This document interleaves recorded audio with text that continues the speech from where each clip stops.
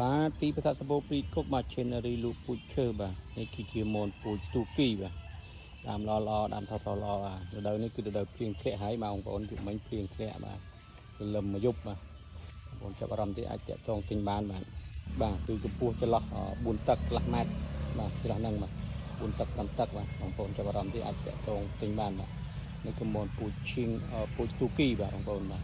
ដាំល្អជាពូជដែលផ្លែធំបាទបងប្អូនបាទនេះគឺពូជទូគីបាទនេះពូជឈិងម៉ៃបងប្អូនពូជឈិងម៉ៃខ្ពស់មានខ្ពស់ចន្លោះ1 ម៉ែត្រមានដែរបងប្អូនស្រឡាញ់ខ្ពស់យកខ្ពស់បានបាទបងប្អូនបាទពូជឈិងម៉ៃបាទ